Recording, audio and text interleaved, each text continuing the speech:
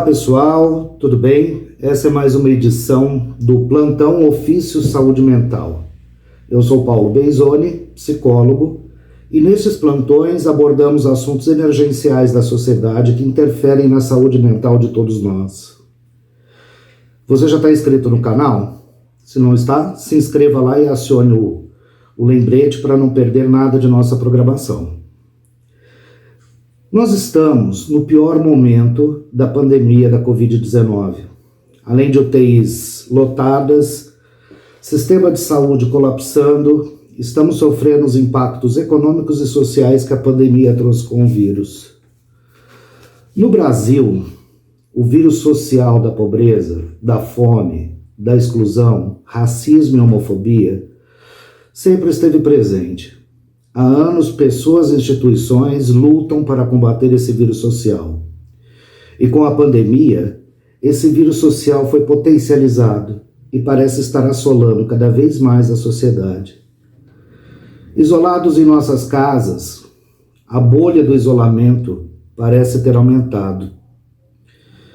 E não vemos as consequências desse vírus social, que solapa muitas pessoas, sobretudo nas grandes cidades. Para abordar esse assunto, o Plantão Ofício Saúde Mental traz aqui o padre Júlio Lancelotti, padre, presbítero da Igreja Católica, que tem uma história maravilhosa de dedicação aos grupos excluídos, população de rua, menores, grupos LGBTQI+, portadores de HIV/AIDS, entre outros. O padre Júlio Lancelotti, além de ter participado da elaboração do Estatuto da Criança e do Adolescente, que nos é tão caro, recebeu por mérito de seu trabalho vários prêmios de direitos humanos, dos quais se destacam o Prêmio Direitos Humanos promovido pela Secretaria Especial dos Direitos Humanos da Presidência da República, da categoria Enfrentamento à Pobreza, em 2007. E em 2020, o POC Awards, na categoria Influencer do Ano, promovido pelo Gay Blog Brasil, por seu posicionamento frequente contra a homofobia. Também em 2020 recebeu o Prêmio USP de Direitos Humanos e o Prêmio de Direitos Humanos Dom Paulo Evaristo Arnes, pela Prefeitura de São Paulo. Todos esses prêmios, né, padre, são decorrência de toda uma dedicação que o senhor tem junto a combater esse vírus social que falei no início. Então, seja muito bem-vindo, padre Júlio Lancelotti, ao canal Psicólogo Paulo Beizoni. Boa tarde, eu agradeço a possibilidade de estarmos juntos, eu agradeço a você e a todos que nos acompanham. Muito obrigado, padre. Padre, eu falei na abertura que o vírus social do Brasil se potencializou em função da pandemia. Isso tanto do ponto de vista dos problemas econômicos que são decorrentes da pandemia, como do ponto de vista das pessoas acabarem ficando mais isoladas em seus casulos, em suas bolhas, né? O senhor que há anos dedica sua vida à causa dos excluídos, eu poderia nos falar um pouco qual tem sido o impacto da pandemia junto às pessoas com as quais o senhor trabalha? Então, primeira coisa que sempre eu tenho explicitado, de que eu não trabalho com esse grupo descartado, eu convivo com eles. Sim. E é na convivência com eles que eu vou observando de que há uma agudização da desigualdade e há também um fenômeno que eu acho que é importante para a área da psicologia, de que o processo de desumanização da vida, que é o processo econômico, social, político, ou se nós chamarmos do neoliberalismo, Sim. Ele não é só um sistema econômico, ele é uma maneira de pensar. É uma epistemologia. Então, essa epistemologia neoliberal toma conta dos que descartam e dos que estão descartados. Então, isso que me impacta muito agora durante a pandemia, porque muitas pessoas, não sei se de maneira otimista ou desejando, diziam, vamos sair melhores da pandemia. E isso não é verificável, empiricamente não se observa isso. A pandemia potencializou Sim. a forma como iniciamos. E o que me causa maior impacto é que os descartados também têm o pensamento neoliberal que lhes é imposto.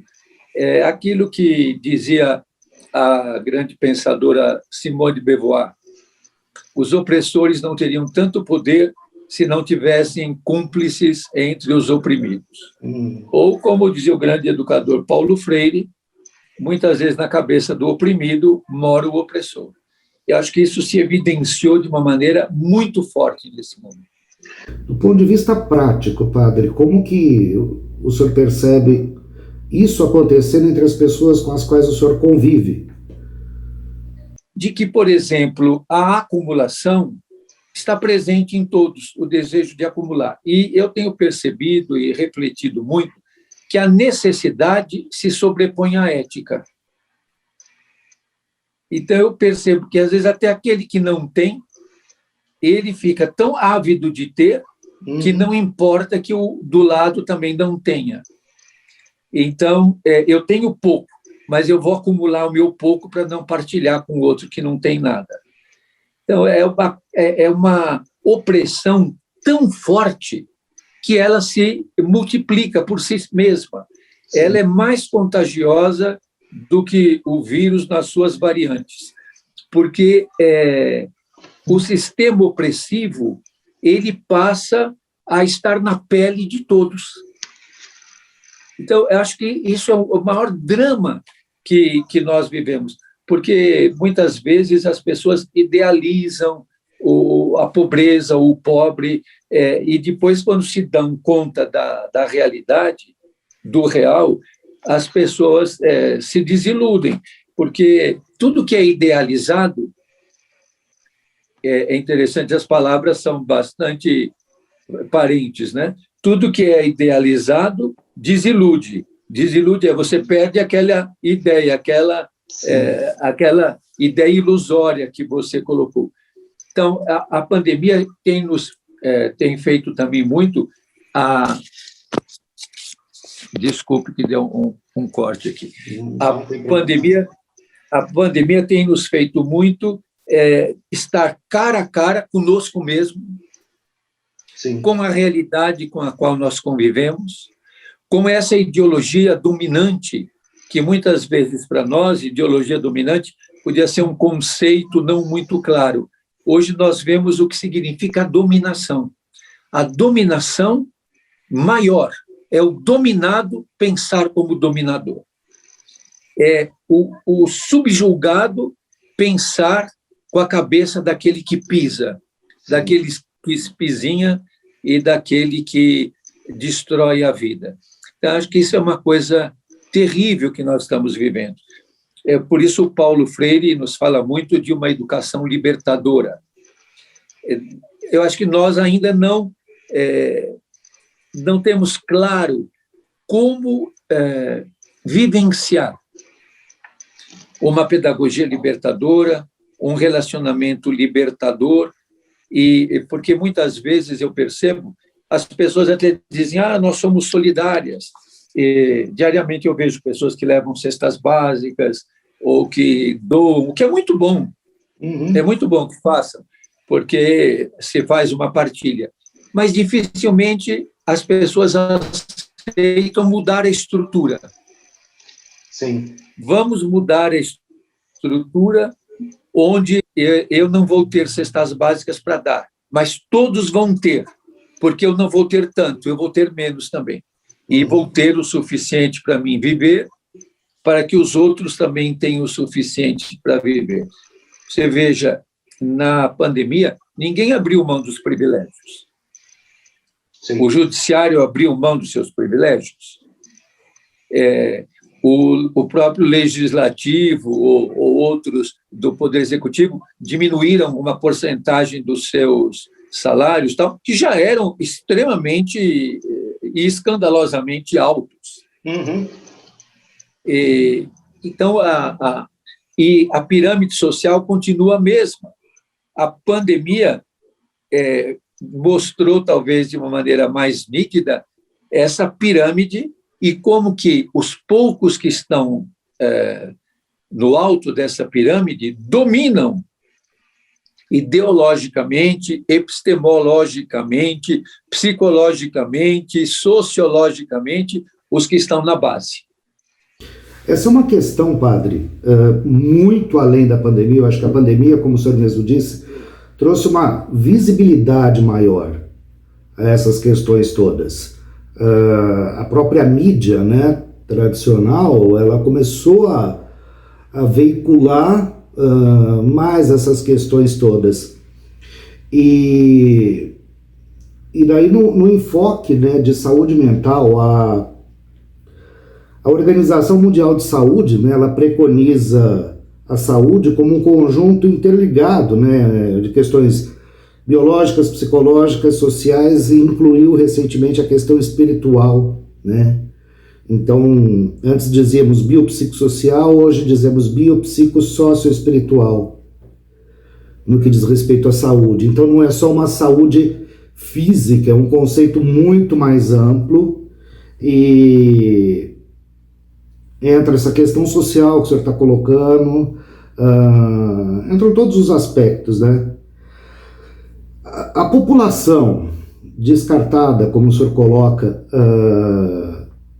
o termo descartado, o senhor está colocando dentro do termo excluído, que as pessoas colocam, seria isso? É porque quando a gente coloca o excluído, o poder público, de maneira cínica, fala de políticas de inclusão. Sim. E não há isso. Quando a gente usa o termo, e é um termo que o Papa Francisco usa na exortação apostólica Evangelii Gaudium, o descarte, ele é a lógica do sistema neoliberal. E não tem política de reencarte. Você não reencarta o descartado. O que você faz com um copo descartável? O que você faz com um talher descartável? O que você faz com um prato descartável?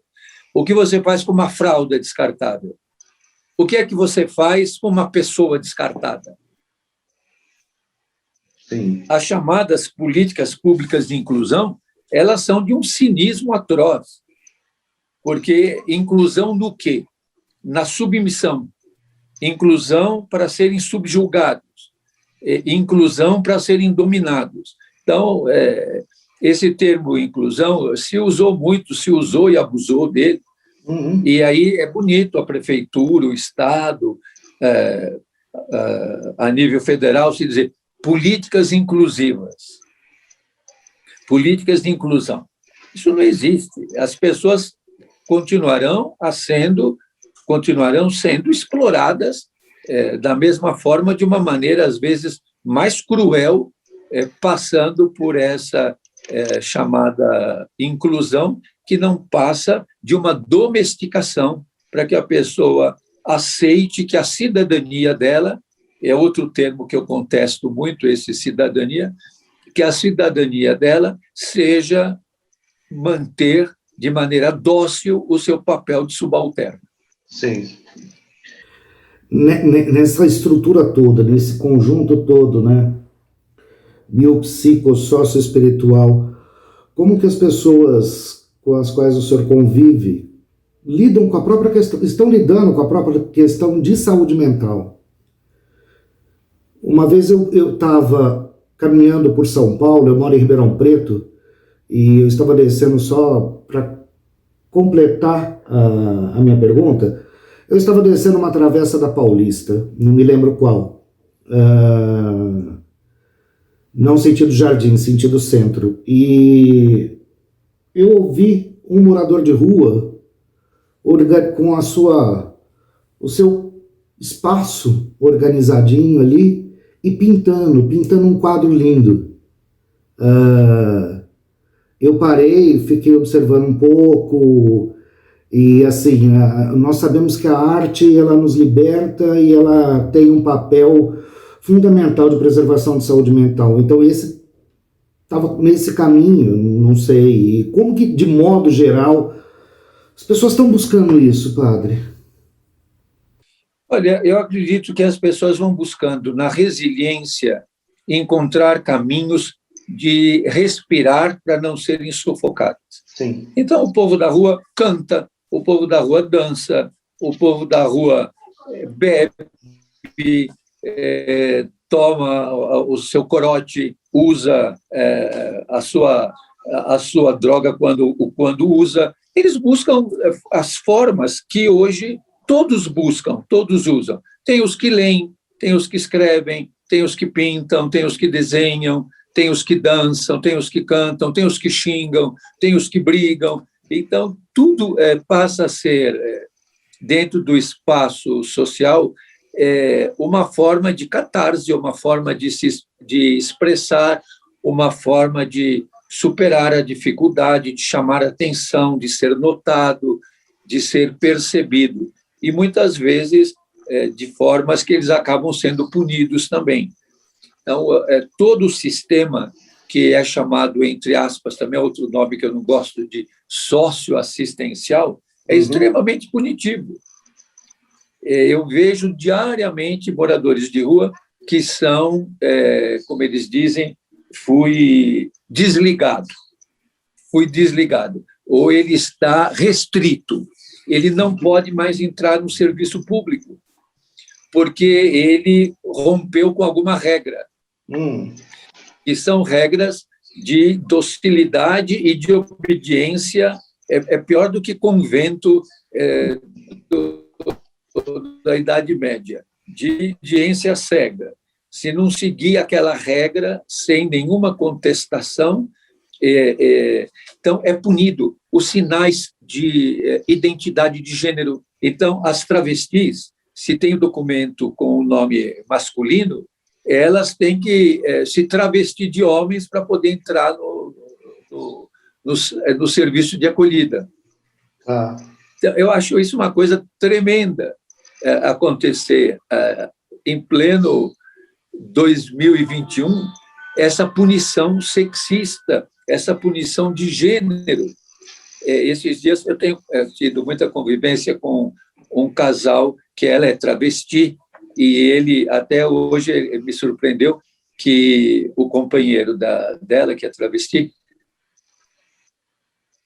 falou para mim: padre, me ajuda a sair do meu filho, eu quero ir lá dar um abraço nele.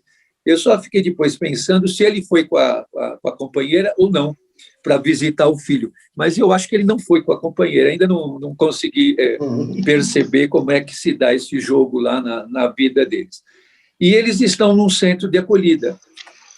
E aí, até conversando com eles, falei: lá vocês sabem que nesse centro de acolhida ninguém pode saber que vocês são companheiros. Eles falaram: não, lá a gente só é amigo.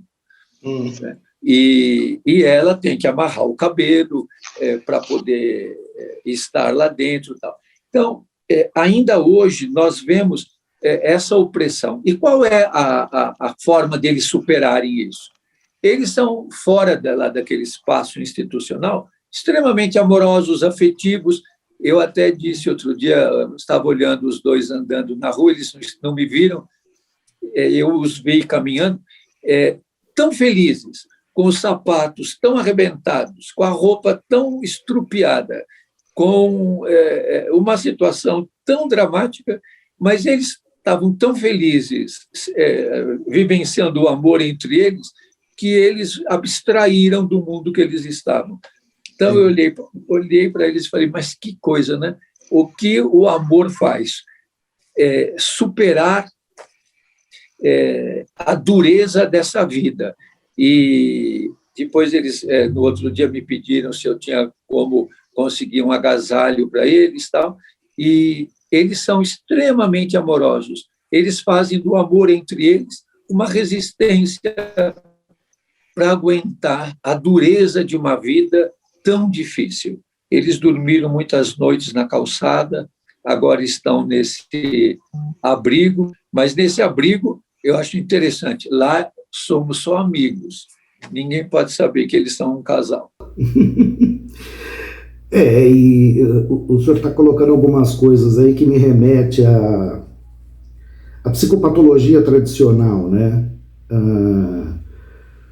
Com o sapato arrebentado, a roupa estrupiada e andando felizes, né?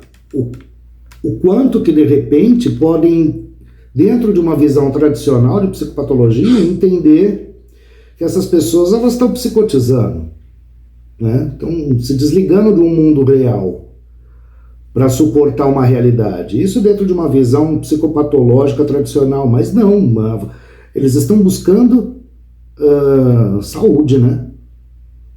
É uma forma de resistência. Sim. É uma forma de resistir.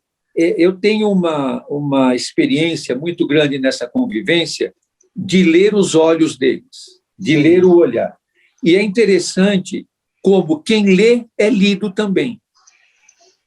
E eu percebo muito como eles me leem também. Uhum. Por exemplo, esse casal, eu tenho tanto proximidade com eles e aceitação deles, que quando eu converso com eles e pergunto algumas coisas, a gente vai na conversa, eles dizem para mim: a gente percebe nos teus olhos que você gosta de nós. Então, eles também fazem a leitura do nosso olhar. E ainda mais agora, tendo que usar máscaras, o primeiro que se evidencia é o olhar. O olhar. E eu falei que nós estamos aprendendo muito a ler o olhar sorrindo, o olhar chorando, tudo, né? A comunicação pelo olhar. Nesse cenário todo, padre, o que está sendo feito? Se é que está se fazendo alguma coisa no sentido de poder público, iniciativa privada e mesmo instituições não governamentais? O que eu percebo é assim, que se faz muita coisa, mas tudo que se faz é institucional. Tudo que se faz busca, é interessante. Esses dias, um jovem que está num centro de acolhida, ele veio e mostrou como ele estava com o corpo cheio de percevejos, marcado de percevejos, com a pele bastante danificada, bastante lesada dos percevejos. Inclusive, o senhor colocou uma foto dele no Instagram, não colocou? Sim, e mandei para a secretária de Assistência Social. Sabe o que ela me respondeu? Será que ele não pegou isso na rua? Quer dizer, pouco importa se foi na rua, mas eu falei, até respondi, muitos estão assim nesses centros de acolhida. E isso é uma questão estrutural que não se resolve, porque as respostas institucionais elas são massivas. Nós vivemos um mundo e um século muito marcado pelo subjetivo.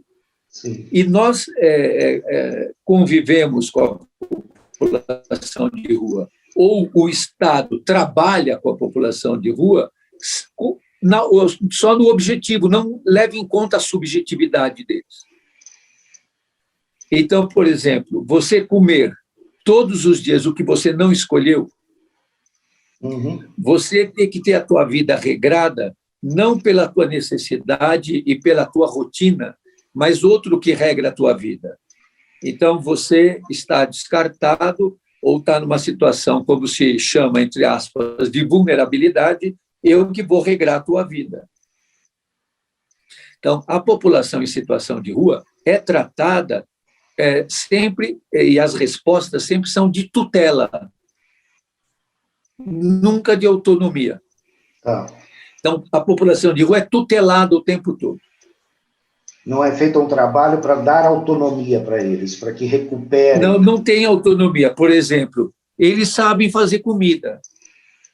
Por que eles não podem fazer comida? Porque os centros de acolhida não podem ser pequenas repúblicas, ou locação social, ou moradias autônomas, onde moram pessoas que têm afinidade. Sim. Sempre é um coletivo de 100, 200, 400. Você imagine se você conseguiria dormir num quarto com 400 pessoas. Você é o 399 do quarto que tem 400. Na rua ele tem um nome, tem um apelido, tem um espaço dele. Ali ele perde. Na hora que ele vai tomar banho, alguém tem que cuidar do que ele deixou na cama, porque senão, quando ele voltar, ele não encontra mais. é um jogo de sobrevivência muito duro. É um jogo de sobrevivência, e isso que eu, logo no começo, estava dizendo, é desumanizador. Sim. Não humaniza. Então, acaba tudo sendo muito desumanizador. Mesmo agora, nessa situação de fome que a gente está vivendo e que, na verdade, se explicita. Ontem eu estava lá na Praça Princesa Isabel, na hora do almoço, e a gente vai vendo como que o ambiente todo, que parece um acampamento de refugiados, como está tudo muito sujo. Inclusive, nós estamos programando de fazer com eles um grande mutirão de limpeza, porque a desumanização vai te tornando também indiferente, você não tem mais propósito, a tua subjetividade é negada. Sim. E, assim, para a população de modo geral, padre, porque a mim também estou ficando surpreso com algumas colocações que o senhor está pondo, e a minha cabeça aqui está se reestruturando e se realinhando, né? Como diriam, o senhor falou de Sartre, eu gosto muito do existencialismo, Sartre não, mas de Simone de Beauvoir, né? Ali, digamos que o senhor provocou aqui um desequilíbrio no meu sistema e a autopoiese está me reerguendo. Para a população em geral, né, que está nos assistindo, diante dessa visão de humanização, o que o senhor sugeriria, o que o senhor falaria para a população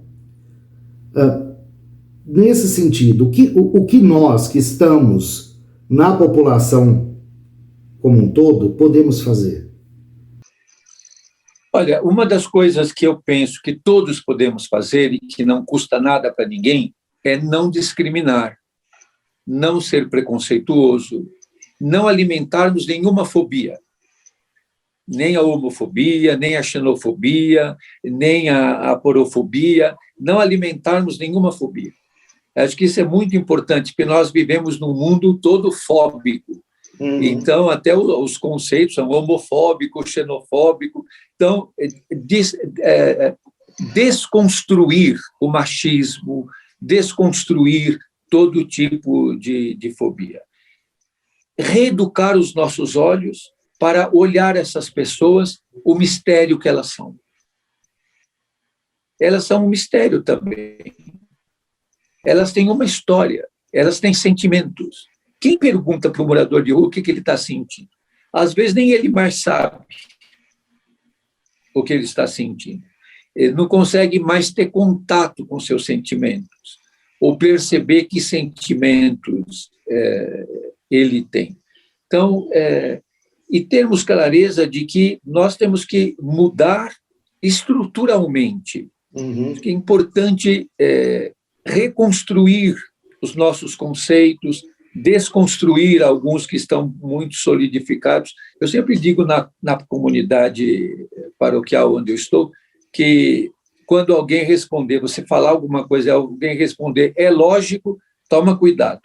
Porque quando nós entramos na lógica desse mundo, na lógica neoliberal, a vingança passa a ser lógica, destruir o inimigo passa a ser lógico,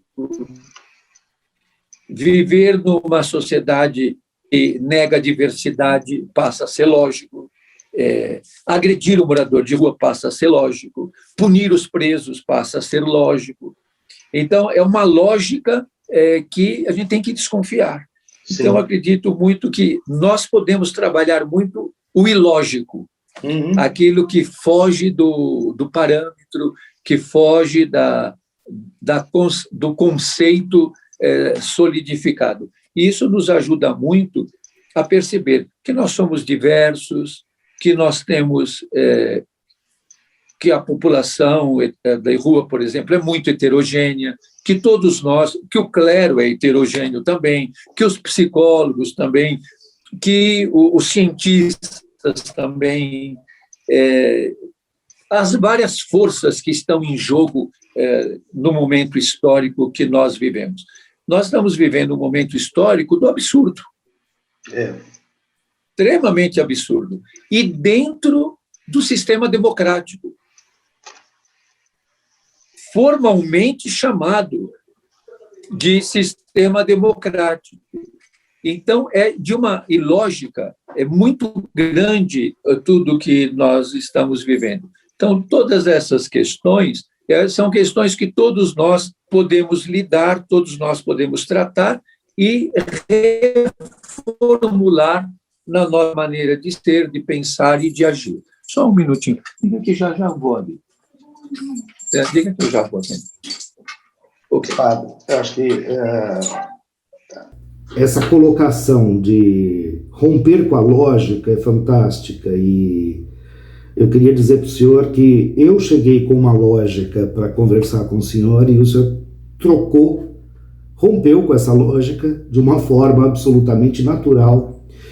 E eu espero que, assim, qual é o objetivo desse meu canal e desses programas, em especial a edição Plantão, que é essa que nós estamos aqui, e que trata de questões mais emergentes.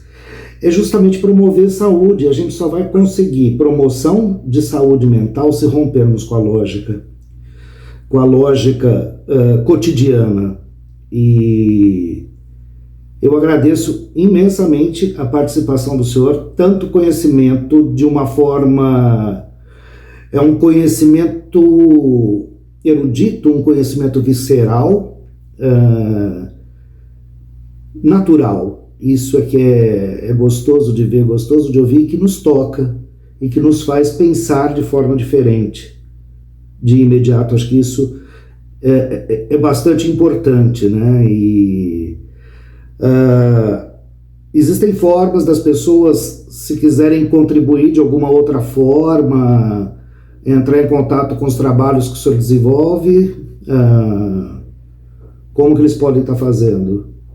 No meu Instagram, eu faço como que um diário de toda essa convivência, de toda essa vivência, e lá também tem algumas indicações. Eu procuro responder rapidamente todas as questões que aparecem. Mas, principalmente, eu acredito que no mundo que cada um vive, na rua, na sua comunidade, no seu espaço, nós temos que começar uma renovação interior em nós mesmos e reformularmos os nossos olhos. É tempo de usar o colírio de transformação e de libertação. Muito bom. Vamos usar esse colírio constantemente, né? E nos transformarmos para olhar e construir uma sociedade mais saudável. Padre, muito obrigado. Realmente o padre responde rápido, quase de imediato ele me respondeu. E agradeço a presença do senhor, agradeço as palavras que o senhor trouxe aqui e espero que possamos nos encontrar pessoalmente quando eu estiver indo a São Paulo ou se vier a Ribeirão Preto. Será um prazer recebê-lo. Ok. Tá bom? Muito obrigado. Um abraço a todos. Um abraço. Muito bom, maravilhoso ouvir essa visão tão diferenciada, né? Possibilitada pelo padre Júlio Lancelotti, que dedica a vida à causa dos chamados descartados. Esse foi um plantão do Ofício Saúde Mental. Se você não está inscrito no canal, se inscreva, porque teremos vários plantões, temos o programa Ofício Saúde Mental e o Bastidores Intelectuais de um Psicoterapeuta. Se inscreve lá e acione as notificações. Um grande abraço a todos, nos vemos no próximo programa.